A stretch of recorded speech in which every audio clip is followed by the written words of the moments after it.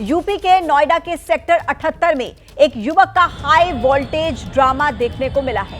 Sector 78 में metro station के पास एक युवक बिजली के खंभे पर चढ़ गया। इसके बाद बिजली की सप्लाई बंद करवा दी गई। ये देख लीजिए तस्वीरें। नोएडा के सेक्टर 78 का ये पूरा मामला बताया जा रहा है। 78 सेक्टर, जहां पर मेट्रो स्टेशन के पास ही एक युवक देखिए कैसे बिजली के खंभे पर चढ़ गया है और इसके बाद हालांकि बिजली की सप्लाई को बंद करवाना पड़ा। हाई वोल्टेज ड्रामा नोएडा के सेक्टर 78 में। हालांकि इस युवक की तरफ से क्या कहा जा रहा है, क्या मांग की जा रही है, क्यों ये इस तरीके से बिजली के खंभे पर चढ़ गया, इस बारे में अभी डिटेल्स आना बाकी है। लेकिन देखिए काफी देर तक इसी तरीके से ये युवक बिजली के खंभे पर खड़ा रहा और बाद में बिजली की सप्लाई को बंद कराना पड़ा सुरक्षा के मद्देनजर, ताकि कोई यहाँ पर हानि ना हो जाए। लेकिन कई घंटों तक यह हाई वोल्टेज ड्रामा इसी तरीके से चलता रहा। मेरे सहयोगी अंकित कौशिक इस वक्त हमारे साथ फोन लाइन पर मौजूद है। अंकित, ये युवक ऐसा क्यों कर रहा है, क्या इसकी तरफ से मांग की जा रही है और अभी क्या इसे नीचे उतार लिया गया है? जी देखिए, अभी की बात करें तो दरअसल अभी भी जो लगातार दमकल विभाग की टीम है, स्थानीय पुलिस है, लगातार युवक को समझाने उतारने का काम करे। बहरहाल अभी युवक पूरी तरह से नीचे नहीं उतरा है, वो लगातार थोड़ा नीचे तो आया है, लेकिन क्योंकि आपको बता दें कि ये काफी हाई वोल्टेज टावर है, काफी इसकी हाइट है, जिसके चलते लगातार जो दमकल विभाग की गाड़ी है अब बुलाई गई है और युवक को उतारने का प्रयास लगातार जारी है। दूसरा आपको बता दें कि जब युवक को उतारने के बाद ही स्पष्ट हो पाएगा आखिर क्या वजह है, इस कारणवश युवक जो है ऊंचाई पर बकायदा जो हाई वोल्टेज टावर है उस पर चढ़ा है। क्योंकि लेकिन बहरहाल की बात की जाए तो स्थिति यह है कि जो टावर है उसको फिलहाल जो लाइट है उसको बंद कर दिया गया है, कट कर दिया गया है और आसपास के जो इलाके हैं उसकी लाइट को फिलहाल बंद करा गया है, क्योंकि कहीं ना कहीं बड़ा हादसा हो सकता है। कल अभी की बात करी जाए तो लगातार पुलिस बल मौजूद है, दमकल विभाग की गाड़ियां मौजूद है और दमकल विभाग भी उस युवक को उतारने की जद्दोजहद में लगा हुआ है। आखिर क्या वजह के चलते, नाराजगी के चलते युवक के ऊपर चढ़ा, क्या उसकी मांग है, नहीं होगा। कुल मिलाकर इस युवक को उतारने की कोशिश जारी है, लेकिन फिलहाल जो स्थिति है वहां पर चिंताजनक बनी हुई है क्योंकि युवक खंबे पर चढ़ा हुआ है। शुक्रिया आपका अंकित अपडेट्स पहुंचाने के लिए। झारखंड के बोकारो में पीएम मोदी की रैली। पीएम ने जेएमएम और कांग्रेस पर बोला हमला। कहा जेएमएम कांग्रेस ने जनता को लूटने का काम किया। विपक्षी नेताओं के घर नोटों के पहाड़, सरकार बनी तो भ्रष्टाचारियों को छोड़ेंगे नहीं। बोकारो में पीएम मोदी का बयान। कहा कि झारखंड के बंद कारखाने खोले जाएंगे, राज्य में पाइप से गैस पहुंचाने का भी हो रहा है काम। बोले कि कांग्रेस ने जिस भर्ती माफिया को पैदा किया उसे पाताल से ढूंढ कर भी जेल भेजा जाएगा। केंद्रीय मंत्री शिवराज सिंह चौहान का बयान। बोले कि झारखंड में माटी, बेटी और रोटी बचाने के लिए चुनाव है, लोग खड़े हैं बीजेपी के साथ। महाराष्ट्र के लिए गृह मंत्री अमित शाह ने बीजेपी का संकल्प पत्र किया जारी। किसानों का कर्ज माफ, 25 लाख नई नौकरियां, महिलाओं को हर महीने 2100 रुपए देने का वादा। संकल्प पत्र पर बोले गृह मंत्री अमित शाह। कहा कि किसानों, महिलाओं का सम्मान करती है भारतीय जनता पार्टी और इसीलिए सभी वर्गों का ख्याल रखा। सत्ता के लालच के लिए महाविकास अघाड़ी ने की है घोषणा।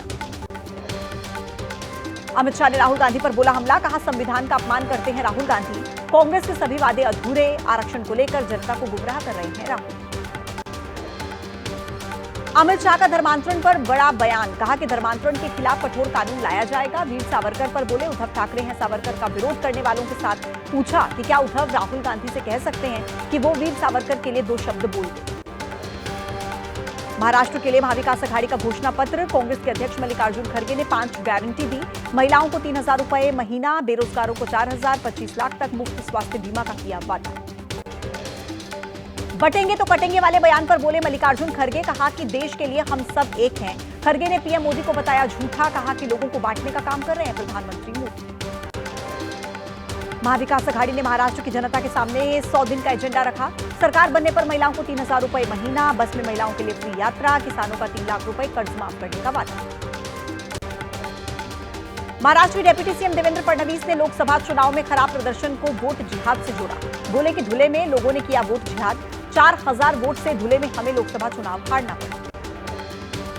महाराष्ट्र में बोले तेलंगाना के मुख्यमंत्री रेवंत रेड्डी। प्रधानमंत्री से लेकर गृह मंत्री तक बोलते हैं झूठ। हम सबको आरक्षण देंगे, सीएम हमारा ही बनेगा। राजस्थान की शिक्षा मंत्री मदन दिलावर का विवादित बयान। कहा कि कांग्रेस देश की जमीनों को हड़प कर बनाना चाहती है इस्लामिक देश। कांग्रेस ने वक्फ बोर्ड से 25,000 मंदिरों की जमीनों पर दावा किया। कानपुर में बीजेपी के विधायक महेश त्रिवेदी के बिगड़े बोल, कहा कि मुसलमान आतंकवादी नहीं होता, लेकिन आतंकवादी मुसलमान होता है। विधायक का वीडियो तेजी से वायरल।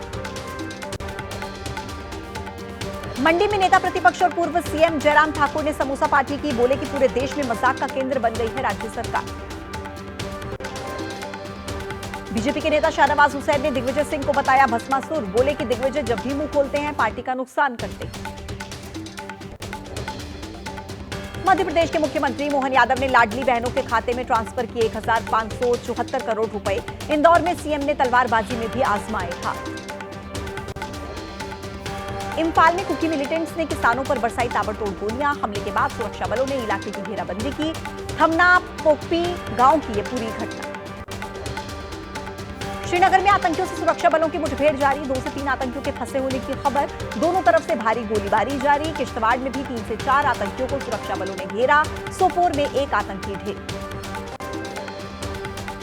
दिल्ली की हवा में नहीं हो रहा है बदलाव, दिन ब दिन जहरीली होती जा रही है हवा। कई जगहों पर बहुत खराब श्रेणी में पहुंचा air quality index. India Gate और चांदनी चौक के पास स्थिति बहुत ज्यादा खराब। दिल्ली के धौलाकुआं में 394 तक पहुंच चुका एयर क्वालिटी इंडेक्स, बहुत खराब श्रेणी में है वायु प्रदूषण। लोगों को सांस लेने में हो रही है दिक्कत। सुबह से इलाके में छाई है धूप। दिल्ली में हवा के साथ साथ पानी भी प्रदूषित। कालिंदी कुंज में यमुना में फैला झाग। यमुना नदी का पानी पूरी तरह से प्रदूषित। दिल्ली के जवाहरलाल नेहरू स्टेडियम में 73वीं all India police athletics clusters championship का हुआ आयोजन। एलजीबी सक्सेना, पूर्व क्रिकेटर वीरेंद्र सहवाग, महिला हॉकी इंडिया की पूर्व कप्तान रानी रामपाल और दिल्ली पुलिस आयुक्त संजय अरोड़ा मौजूद रही। लखनऊ के केसरबाग इलाके में अवैध निर्माण पर गर्जा एलडीए का बुलडोजर, बिना नक्शा पास कराया निर्माण। कार्रवाई के दौरान भारी पुलिस फोर्स रहा मौजूद। कनाडा में हिंदू मंदिर पर हुए हमले का विरोध जारी। दिल्ली में हिंदू सिख ग्लोबल फोरम ने किया प्रोटेस्ट।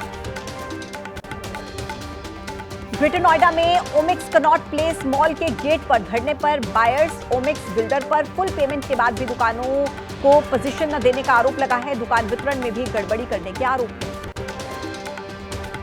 यूपी के मुरादाबाद में बिना लाइसेंस के चल रहे मेडिकल स्टोर पर औषधि विभाग की टीम ने छापा मारा। भारी मात्रा में दवाएं जब्त। यूपी के ग्रेटर नोएडा एक्सप्रेसवे पर भीषण सड़क हादसा, खड़े ट्रक में घुसी तेज रफ्तार कार। हादसे में एक परिवार के 5 लोगों की दर्दनाक मौत। कड़ी मशक्कत के बाद शवों को निकाला गया बाहर। यूपी के मुजफ्फरनगर में गौ तस्करी से जुड़ी एक मामला सामने आया। पुलिस की हुई मुठभेड़। सड़क पर घूम रहे गौवंश को शिकार बनाते थे तस्कर। आरोपियों से गाड़ी और कारतूस जब्त। बिहार के नालंदा में त्योहारों के बाद काम पर लौट रहे लोगों की रेलवे स्टेशन पर भीड़। ट्रेन पर चढ़ने के लिए मशक्कत करते दिखे यात्री। जान जोखिम में डालकर यात्रा कर रहे हैं लोग। यूपी के बदायूं में शॉर्ट सर्किट की वजह से पुलिस की कार में भीषण आग लगी। फायर ब्रिगेड की टीम ने कार में लगी आग को बुझाया। मध्य प्रदेश के जबलपुर में चलती कार में आग लगी। ड्राइवर ने कूदकर अपनी जान बचाई। राजस्थान के अलवर में चेकिंग के दौरान पुलिस ने पकड़ा 7 लाख का कैश। जांच में प्याज व्यापारी का पैसा निकला। दिल्ली से प्याज खरीदने के लिए अलवर पहुंचा था व्यापारी। दिल्ली में हिंदू सिख ग्लोबल फोरम ने कनाडा में हिंदुओं पर हो रहे हमलों के खिलाफ प्रदर्शन किया है। तस्वीरें आपके सामने हैं। फोरम के 300 से ज्यादा कार्यकर्ताओं ने दिल्ली में कनाडा उच्चायोग के बाहर विरोध प्रदर्शन किया। इस दौरान पुलिस ने उन्हें रोकने की कोशिश की तो प्रदर्शनकारियों ने बैरिकेड्स को तोड़ दिया। स्थिति नियंत्रण करने के लिए पुलिस के साथ आरएएफ की भी तैनाती की गई थी। ये देख लीजिए तस्वीरें, यहाँ पर गुस्सा जाहिर करते हुए लोग नजर आ रहे हैं।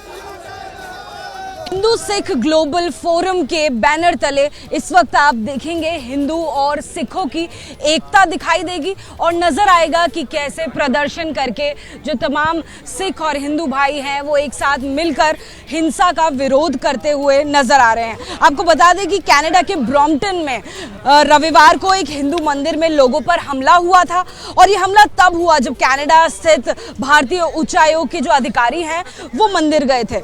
इस घटना के बाद लोगों ने विरोध प्रदर्शन किया। वहीं भारत सरकार ने भी तीखी प्रतिक्रिया इस मामले में जताई और अब सड़कों पर भी आपको हिंदू और सिख की एकता नजर आएगी। कनाडा में मंदिरों का अपमान नहीं सहेगा हिंदुस्तान, लगातार यही नारा लगाया जा रहा है।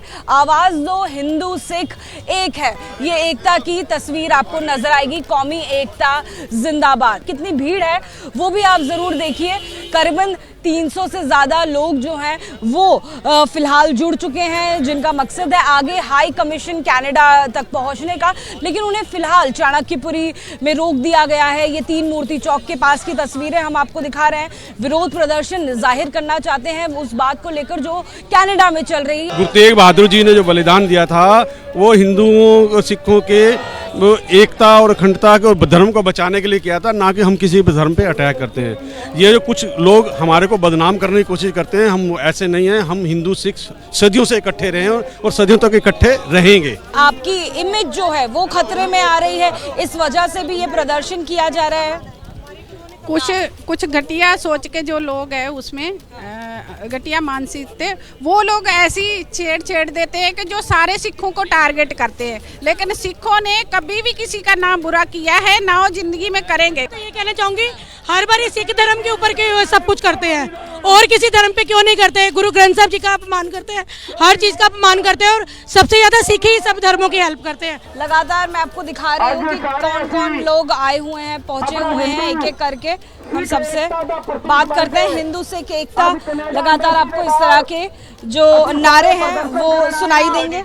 एक मछली पूरे तालाब को गंदा करने का काम कर रही है, ये यहाँ पर प्रदर्शनकारी लोगों का कहना है। देखिए, उत्तर प्रदेश में उपचुनाव की तारीख नजदीक है और लगातार बयान राजनेताओं की तरफ से दिए जा रहे हैं। अब एक बार फिर से समाजवादी पार्टी पर मुख्यमंत्री योगी आदित्यनाथ ने बड़ा हमला किया है। समाजवादी पार्टी अपराधियों का प्रोडक्शन हाउस है, ऐसा कहना है मुख्यमंत्री योगी का। उस हाउस में दुर्दांत अपराधी पैदा होते हैं। इसके सीईओ अखिलेश यादव हैं। मुख्यमंत्री योगी आदित्यनाथ ने फिर से एक बार समाजवादी पार्टी को लेकर एक बड़ा बयान दिया। अखिलेश यादव पर सीधे तौर पर यह निशाना, कहा कि समाजवादी पार्टी अपराधियों का प्रोडक्शन हाउस है। उस हाउस में दुर्दांत अपराधी पैदा होते हैं और इसके सीईओ अखिलेश यादव हैं, ऐसा कहना है मुख्यमंत्री योगी आदित्यनाथ का।